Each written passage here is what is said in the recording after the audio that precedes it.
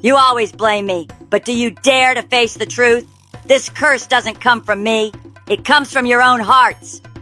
Do you think your weapons can stand against me? Go ahead, try it. But remember, once the Zana River awakens, it won't just take what you have. It will force you to confront your deepest fears. Do you have the courage to face this truth? Do you believe in curses? A curse so powerful that it has terrified an entire village for generations. A curse that, even at the mere mention of its name, makes the bravest of men turn back. But what happens when someone dares to defy that curse? Today we'll tell the story of a mysterious river, a daring man, and the deadly secrets it conceals. Long ago, in a hidden corner of the vast savanna lands, in the southern United States, there was a small village called Umbali, where time seemed to stand still, and every blade of grass, every gust of wind, carried a tale of mystery. At the heart of this village was the Zana River, a seemingly calm stream overshadowed by a terrifying curse, one that could chill the bravest hearts even on the hottest summer days. The Zana River was more than just a flowing body of water. It was a symbol of fear and enigma. The villagers believed that deep beneath its surface lived a golden mermaid goddess. She was described as both magnificent and merciless, especially toward men. Anyone who dared approach the river for any reason would never return. These tales were not just legends. They became dire warnings etched into the villagers' minds. Every full moon night, as the savanna wind rustled through the tall grass, the village elders would gather around the fire to tell the children stories about the Zana River. Zana never forgives, they'd say, their eyes haunted. They spoke of strange golden lights glowing on the water's surface during quiet nights or eerie songs echoing from another world. Some claimed to have seen the goddess herself, with eyes as radiant as the sun, but anyone who saw her never lived to recount the tale. These stories became a deep-seated fear in the hearts of the Umbali villagers. No man dared go near the river, nor did anyone challenge the curse's power. But where there is fear, there is always someone curious and daring. In the village lived a young man named Tariq, renowned for his reckless nature. Tariq did not believe in ancient tales. He thought they were mere scare tactics by the elders, legends created to keep people within the bounds of safety. But Tariq was different. He refused to live a life of poverty like the rest of the villagers. Tariq had a big dream: to open a thriving fish market in the nearby bustling town. He believed that the fish from the Zana River, if they truly existed, would help him realize this dream. To Tariq, fear is nothing but a fiction in our minds. And so he decided to do what no one had dared in decades: to fish in the Zana River. One moonless night, Tariq quietly left the village. On his shoulder was an old fishing rod and a large net. The cold wind carried the whispers of the savanna grass. Everything was eerily quiet, as if nature itself was holding its breath. Tariq, though slightly unnerved, walked forward with determination. He told himself, "There's nothing but silly stories. The fish will be mine, and I will change my life." But as Tariq reached the banks of the Zana River, he felt something was amiss. The air around him grew heavy, as if the river was watching him. Still, Tariq refused to let fear take over. He cast his net into the water and waited. That night, darkness enveloped the village of Umbali like a thick curtain. Tariq, driven by courage, or perhaps the recklessness of youth, sneaked out of the village with a fishing net and rod in hand. His heart was a mix of excitement and slight apprehension, but it did not deter him. He told himself, if this entire village fears something no one has ever seen, then I'll be the first to prove them wrong. The sky was lit only by a faint moonlight, casting just enough illumination to make the waters of the Zana River appear even more eerie. The savanna wind blew gently, carrying the rustling sounds of tall grass, but Tariq paid no attention to these sounds. His focus was solely on the riverbank ahead, where the moonlight shimmered on the water's surface. Yet there was something unsettling in the air, an unnatural chill that crept down his spine. With a swift and deliberate motion, Tariq cast his net into the river. Confidence radiated through his every movement. He stood waiting, gripping the fishing rod tightly, his eyes fixed in intense concentration. In his mind, he smirked at the thought of the villagers, the ones who always spoke fearfully of this river. They're just afraid of the dark and the things they don't understand, Tariq thought.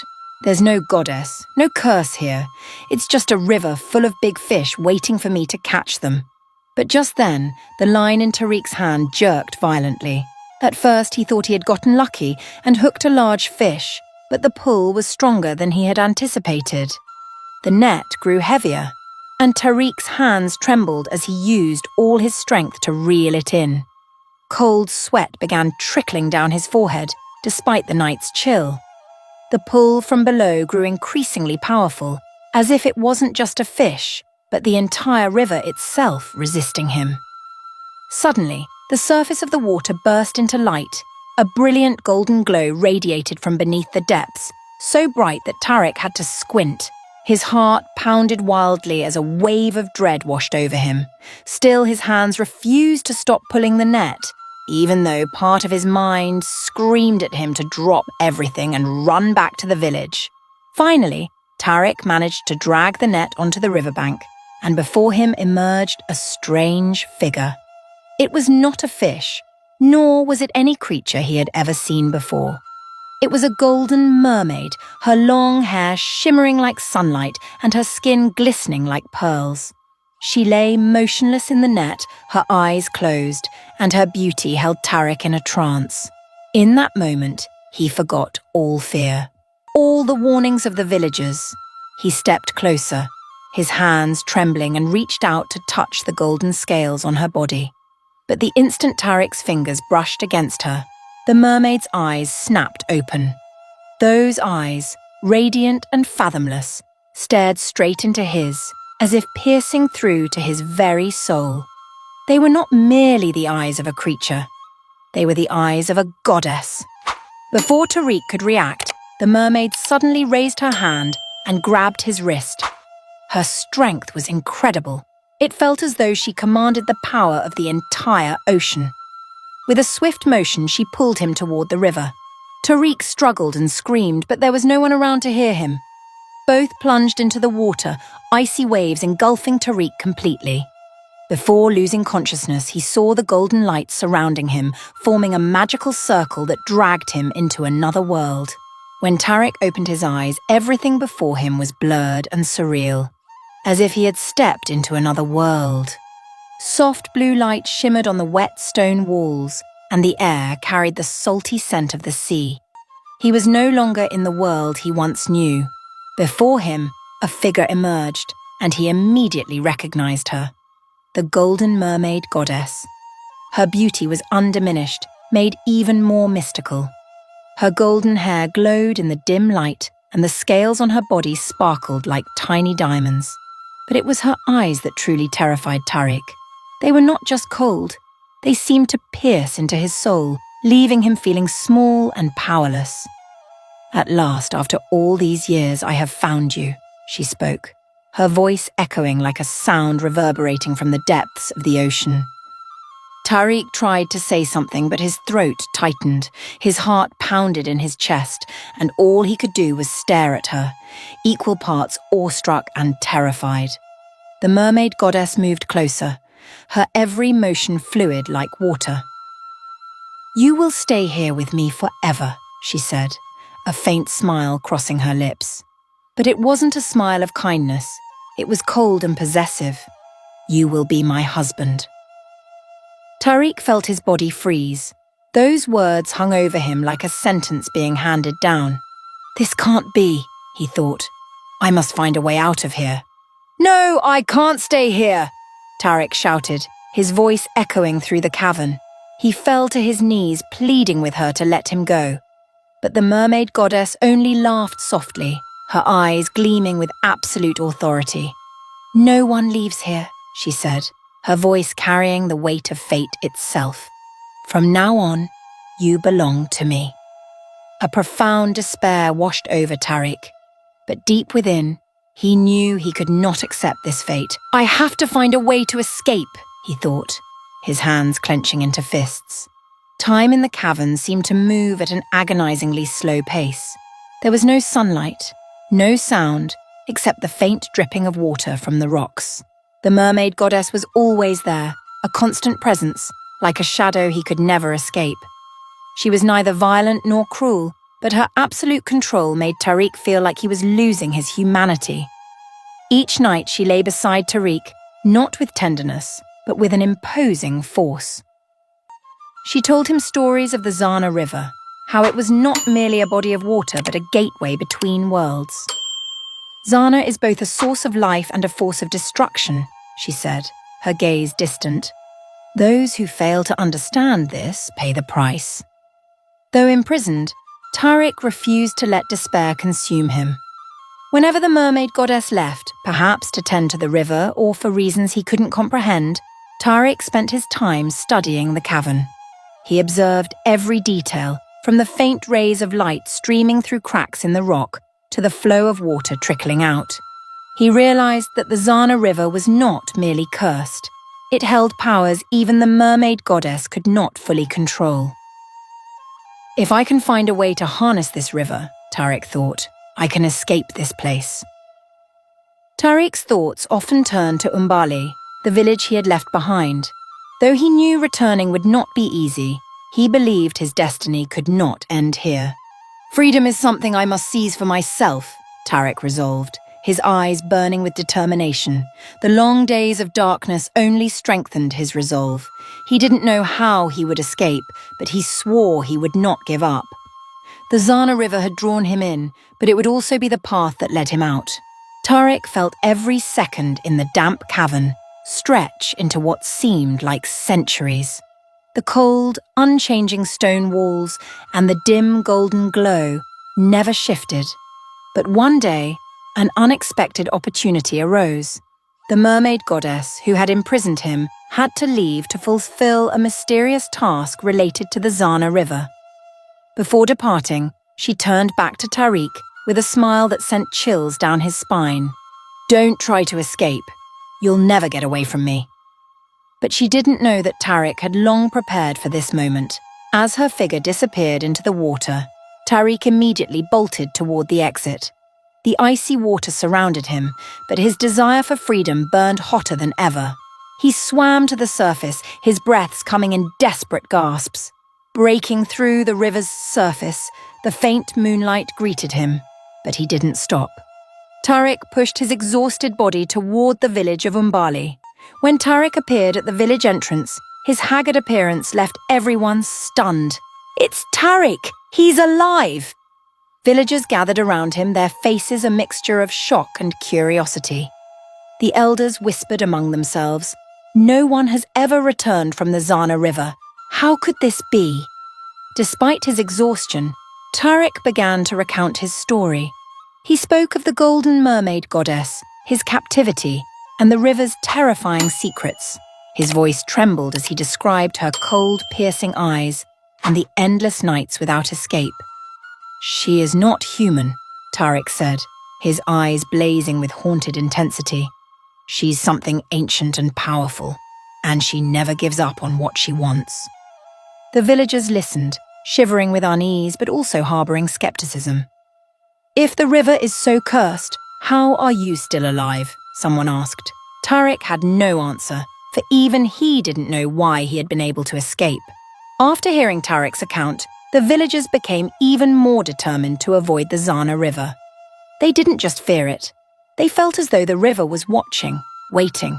Tariq tried to resume a normal life, but it was anything but easy. Sleep eluded him, and dreams of the golden mermaid goddess and her radiant glow haunted him. Then, one night, everything changed. Tariq awoke drenched in cold sweat, his ears catching a strange sound. It was singing, gentle, enchanting, yet shrouded in mystery. The sound seemed to call him, pulling him back to the Zana River. This can't be happening, Tariq muttered, but the singing grew louder, as if it came from deep within his mind. Despite his fear, Tariq felt compelled to leave his small house. Step by step, he followed the sound toward the river. When he arrived, the moonlight illuminated the still surface, and there she was, the mermaid goddess, waiting for him.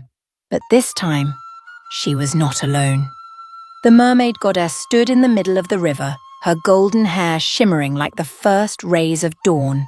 In her arms, she cradled something small, wrapped in a strange golden glow. As Tariq drew closer, he realized it was a child, a little girl with golden hair that gleamed like her mother's. "What? What are you doing?" Tariq asked, his voice trembling. The mermaid goddess smiled, but her eyes radiated authority. "This is our daughter," she said, her voice like waves lapping against the shore. "She is the embodiment of the connection between you and me, between humanity and the river." Tariq staggered back, his heart nearly stopping. "This can't be. This isn't possible." Yet the little girl's gaze, deep and clear like the water itself, left no room for doubt. She reached out her tiny hands toward Tariq, as though yearning for her father. The villagers, awakened by the strange singing, began to gather at the riverbank. When they saw the scene before them, the mermaid goddess, the child and Tariq, they cried out in horror. "The curse lives on. We must act before it's too late." But before the villagers could make a move, the mermaid goddess vanished, taking the child with her and leaving behind a cryptic smile. Tariq collapsed to his knees by the riverbank, his hands trembling. "She never gives up," he murmured. In his heart, Tariq knew this was only the beginning of an even more terrifying story. Nyla, the girl with golden hair that gleamed like the first rays of morning sunlight and eyes as deep and blue as the ocean, was both a marvel and a source of fear. When the villagers of Umbali discovered that Nyla was the daughter of the mermaid goddess, a being they both feared and despised, their fear quickly turned into anger. The villagers believed Nyla's existence was a curse brought upon them by the Zana River, a danger that needed to be eradicated. Their once hesitant glances now burned with the flames of fury. They decided to act. One windy afternoon, the sound of drums echoed throughout the village of Umbali. Men and women alike armed themselves with bows, arrows, and spears, marching toward the river. Their goal was clear: to end the curse, once and for all. Sensing the impending danger, Tariq tried to stop them. He stood in front of the mob, arms outstretched, pleading with them. "She has done no harm. You don't understand. This is not the way to save the village," he cried desperately. But no one listened. Their angry shouts drowned out his pleas. "This curse has taken too much from us, Tariq. We must put an end to it," one man roared. The villagers charged toward the riverbank, where the mermaid goddess stood waiting. She was regal, her golden hair shimmering like the sunset reflected on the water's surface.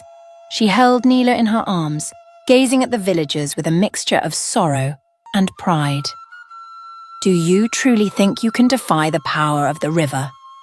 Her voice rang out, cold and resonant like the waves crashing on the shore. But the villagers were undeterred. The first arrow flew through the air toward her. She raised her hand and a wall of water rose to shield herself and Nyla. Yet as the attacks intensified, even the goddess could not hold them off forever. Tariq rushed into the crowd shouting, "Stop! Leave them alone!" But no one heeded him. In the chaos, a spear whistled through the air, piercing the heart of the mermaid goddess. Her eyes widened, and the golden light radiating from her body began to fade. She collapsed onto the riverbank, still cradling Nyla in her arms. Before closing her eyes, she looked at Tariq one last time, her lips moving as if to say something. But then, silence consumed everything. Tariq fell to his knees beside her lifeless body, unable to speak through his grief. But he knew he couldn't leave Nyla behind. He picked up the little girl, his eyes brimming with tears, yet filled with resolve. "Your mother sacrificed herself for you, and I will not let anyone harm you," he whispered. Under the cover of darkness, Tariq fled the village of Umbali with Nyla in his arms. He ran relentlessly, crossing the savannah and dusty paths. His ragged breaths mingled with Nyla's faint cries. Tariq didn't know where he was going, only that he needed to find a safe place for his daughter. Finally, he reached a small town hundreds of miles away from Umbali. There, Tariq started a new life. He lived quietly, working tirelessly to raise Nyla. Yet he could never forget the past. Tariq hid the harrowing truth from Nyla. He told her only that her mother had died giving birth to her. He said nothing about the curse, the Zana River, or the mermaid goddess who had given her life to protect Nyla. But deep down, Tariq knew the truth could not stay hidden forever. Every time he looked at Nyla growing up, with her radiant golden hair and deep ocean-like eyes, he was reminded of her mother. He wondered if she would one day uncover the truth. Would the unique blood flowing through her veins draw her back to the Zana River, where it had all begun? Years had passed since that fateful night when Tariq fled the village of Umbali with Nyla in his arms. Now, Nyla had grown into a radiant young woman, possessing an extraordinary beauty. Her golden hair shimmered like the morning sun, and her deep blue eyes, reminiscent of the ocean, seemed to hold an entire mysterious world within them. Yet Nyla always felt different. In her dreams, she often found herself swimming in crystal-clear waters, hearing a distant, haunting song calling her from an unidentifiable place. She didn't understand what it meant, but each time she woke, her heart raced, and an overwhelming desire for discovery surged within her. Tariq always avoided her questions about her mother, the river, and the strange dreams. Nyla knew her father was hiding something.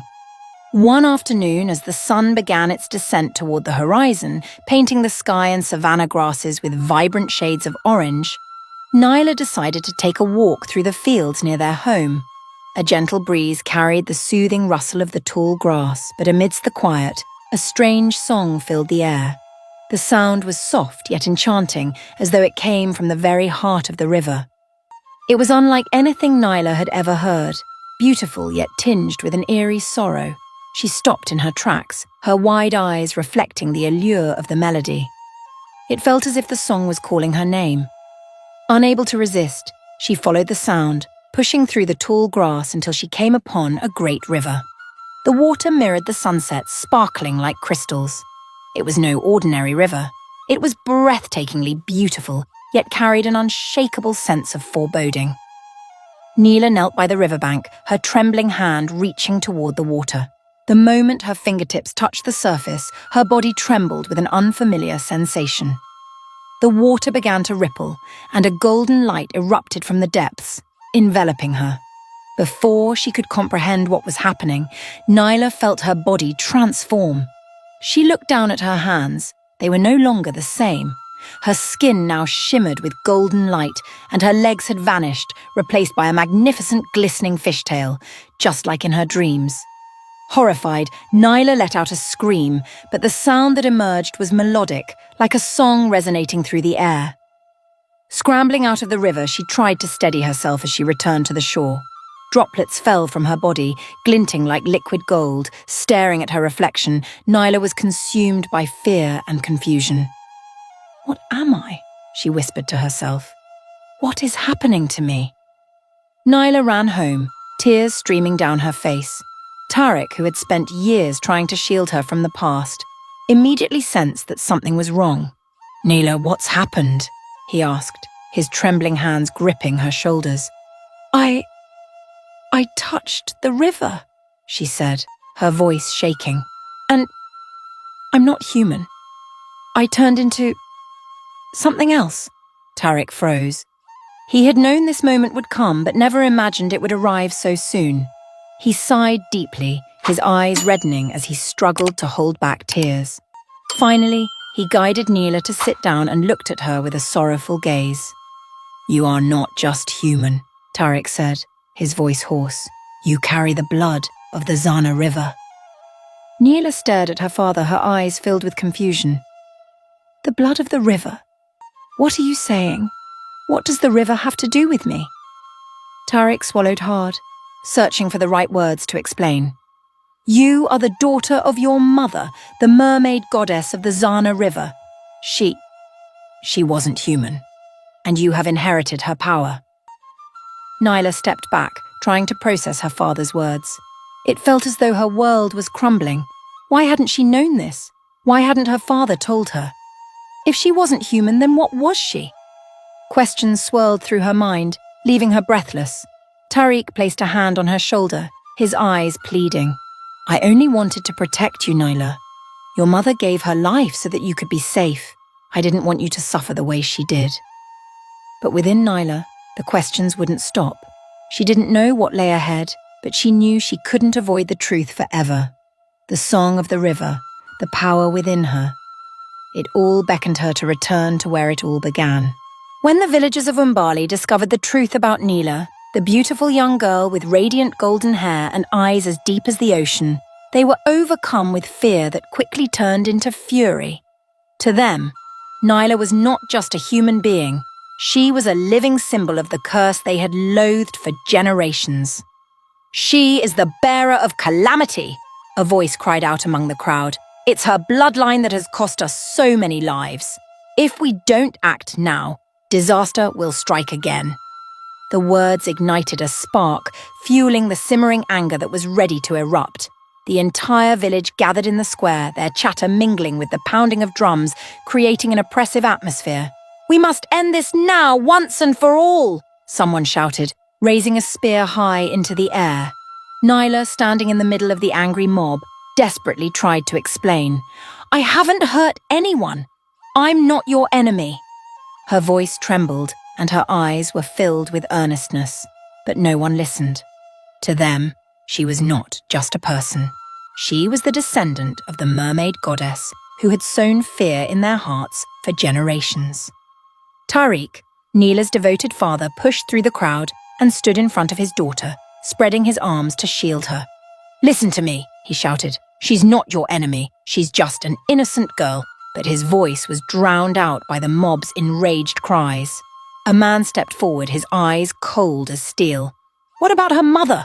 What did she do to this village? How many lives were lost because of that curse, Tariq?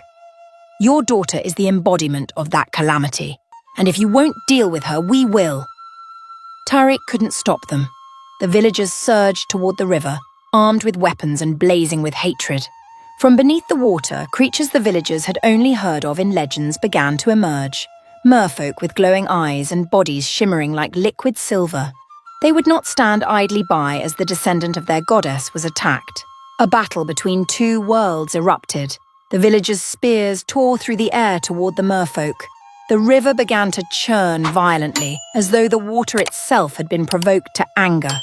The sounds of battle, shouts, the clash of weapons and the roar of rising water filled the air. The once tranquil Zana River had become a chaotic battlefield. At the center of the storm, Nyla stood, tears streaming down her face. She had never wanted a war, but the sight of her father being shoved to the ground and beaten before her eyes ignited a fierce rage in her heart. Stop! Nyla's voice thundered, echoing like rolling storm clouds. Both the villagers and the merfolk froze for a moment. But instead of halting, the leaders of the villagers turned their ire toward her, their eyes filled with defiance. If you won't stand with us, one of them snarled, then you are our enemy too. Nyla looked at her father lying on the ground with blood streaming from a wound on his forehead. Her gaze, once soft, turned icy, reflecting the depths of the river that coursed through her veins. You've made your choice, she said, her voice low, but commanding. Then from the river, water rose, swirling around her.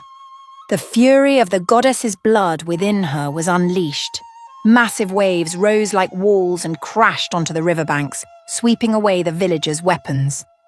The wind howled, so fierce it uprooted trees. The Zana River, harboring long-hidden power, began to engulf the village of Umbali in its wrath. The villagers screamed and tried to flee, but they were no match for the force of nature. The water consumed everything, homes, weapons, and the bitter memories that had festered in the village for years. The merfolk retreated into the depths, leaving Nyla standing alone on the shore, her eyes ablaze with anger. When the waters finally calmed, the village of Umbali was no more. What had once been Nyla's home and her father's sanctuary was now a vast, silent expanse of water. Nyla knelt by the riverbank, where her father had fallen. She had lost him, the one person in the world who had loved her unconditionally. Her fury slowly faded, leaving behind a profound sorrow and unshakable regret. She had never wanted this to happen. But when everything was taken from her, the river's blood within her refused to let her rest. Nyla stood, tears streaming down her face. She stepped into the river, where the waters rose to embrace her as one of their own.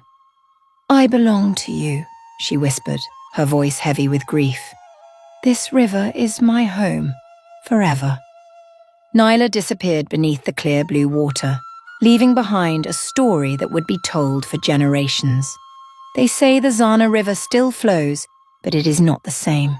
Its waters run colder, deeper, and carry whispers of mystery, whispers of Nyla, the last descendant of the mermaid goddess.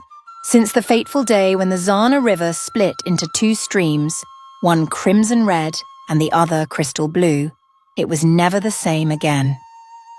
The once peaceful waters now carried an eerie and mysterious atmosphere. The oppressive silence seemed to harbour unspeakable truths, broken only by the wind, or something far more terrifying. On full moon nights, casting silver light over the savannah, the survivors of Umbali village whispered tales of strange murmurs rising from the river. These were not the sounds of water lapping against the banks or reeds rustling in the breeze, but whispers imbued with emotion, sorrow, anger, and an unending sense of regret. The murmurs seemed to originate from the river's depths, weaving their way into the minds of those brave enough to listen. Some swore they saw the silhouette of a girl gliding across the blue waters. Her golden hair shimmered like sunlight, but her eyes held a profound sadness intertwined with fury.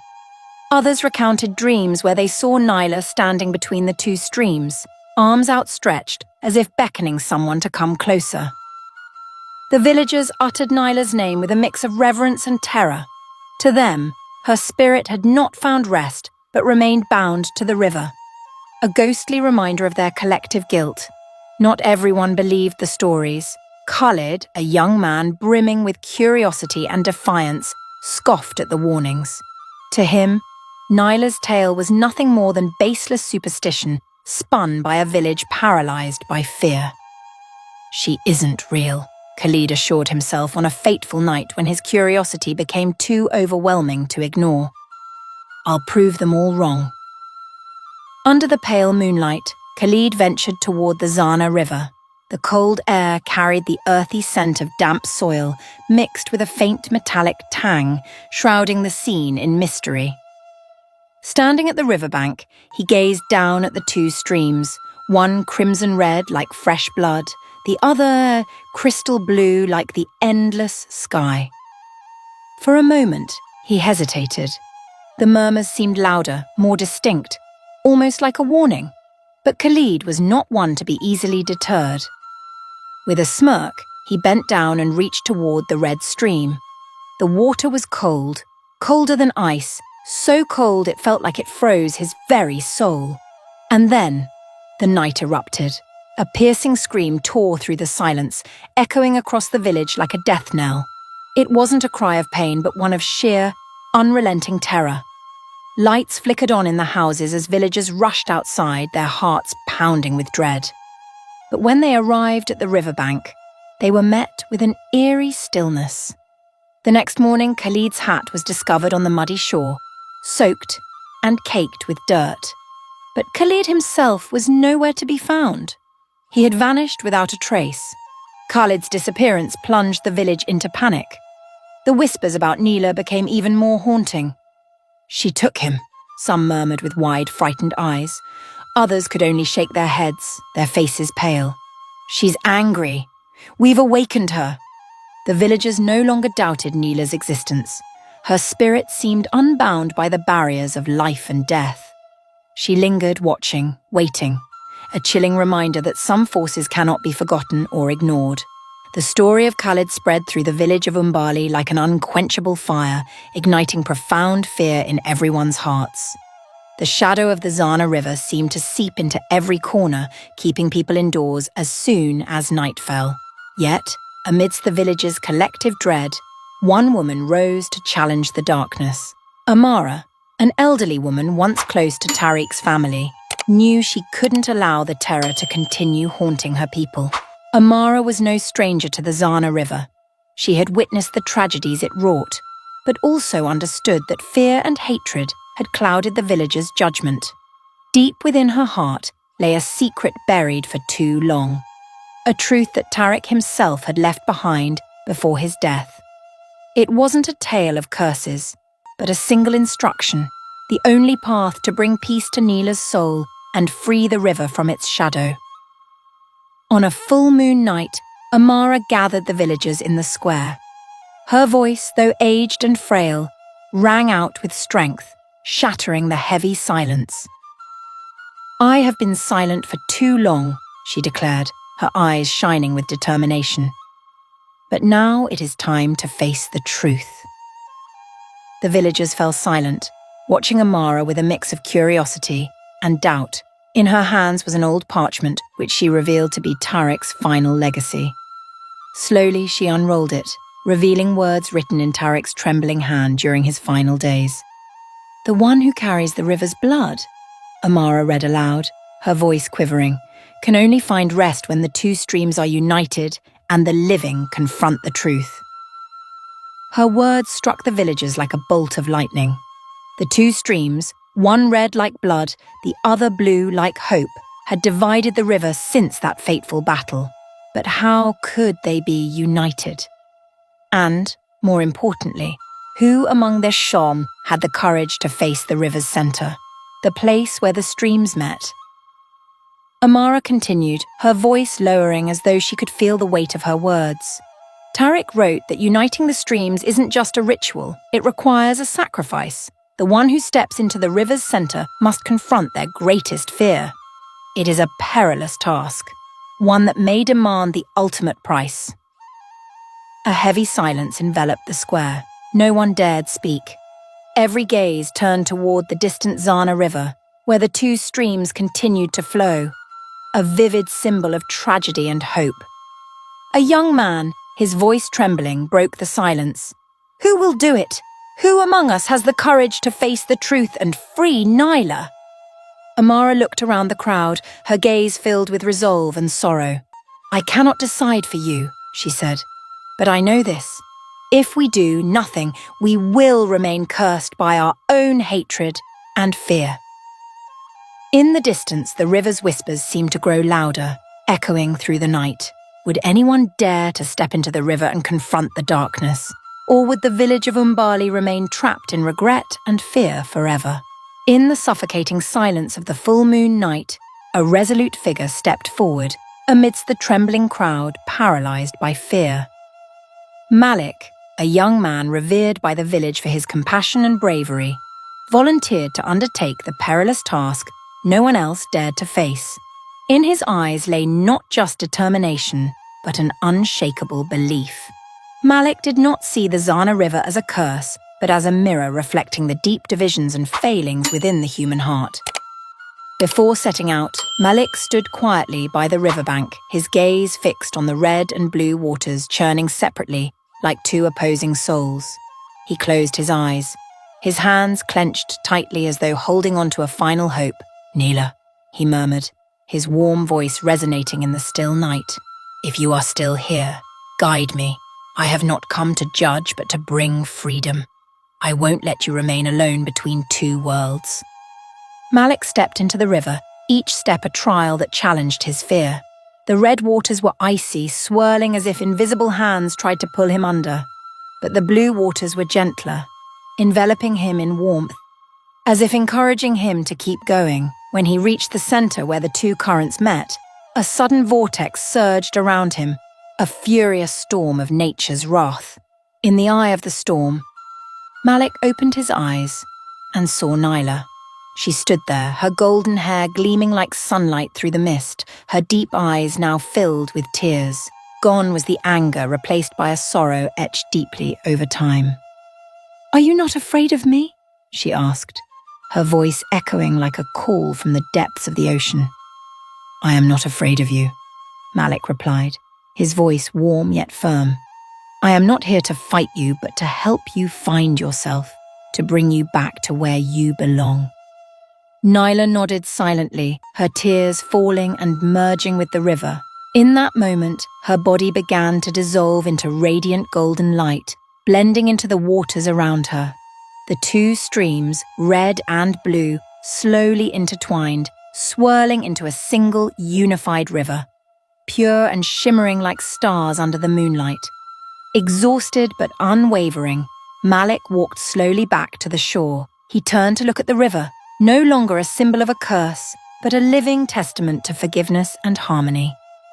A faint smile crossed his lips, a quiet tribute to Nyla, the one who had sacrificed herself to restore peace.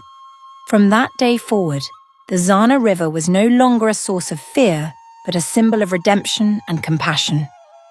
The villagers of Umbali, through their ordeal, learned to confront their mistakes and no longer let fear and hatred rule their hearts. They began rebuilding their lives with gratitude and newfound unity. Yet the story didn't end there. On bright moonlit nights, when silver light blanketed the river, some said they could still sense a presence. Occasionally, someone would glimpse Nyla, not as an angry spirit, but as a guardian. It was as if she remained there, silently watching over the river and reminding the villagers of the lesson they had paid dearly to learn. The Zana River now stood as a place of peace, but had the story truly concluded?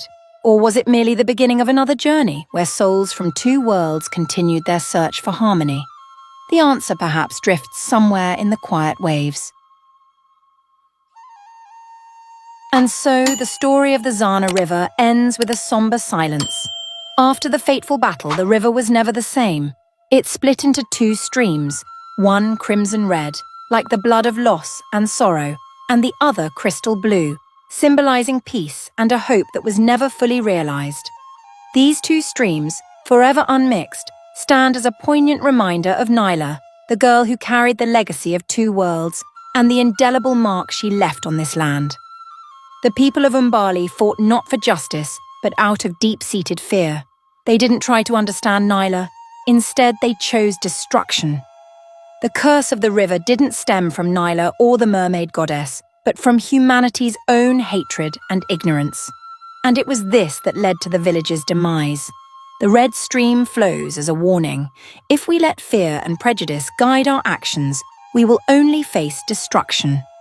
Yet alongside it, the blue stream continues to flow, a glimmer of hope that even amidst pain, there is always a chance for redemption and learning from the past. If Nyla's soul truly drifts eternally between these two streams, it may be seen as a noble sacrifice. This young girl, carrying the blood of two worlds, never stopped fighting for what she believed was right. Nyla reminds us that sometimes, standing up for oneself and the people you love takes immense courage, even when no one stands by your side. Nyla's story is not just about a battle, but about the harmony, or lack thereof, between two worlds. It teaches us that despite our differences, we all hold value. Do not let fear obscure your compassion. Do not let prejudice drive you away from others. Learn to listen, learn to understand. For that is the only way we can truly coexist. What are your thoughts on Nyla? If you were in her place, what would you have done differently? Would you have fought, or would you have chosen to walk away? And if you were a villager of Umbali, do you think you would have listened to the young girl's explanation, or would you have been swept up in fear and hatred? Share your thoughts in the comments below. We want to hear from you. What lessons do you take from this story? Remember, every share, every like, and every comment from you is invaluable motivation for us to continue bringing meaningful, heartfelt, and impactful stories to our community. If this story inspired you, please like it, subscribe to Story's Best Tales, and share it with your friends and family across the United States. Thank you for watching, and always stand up for justice and fairness.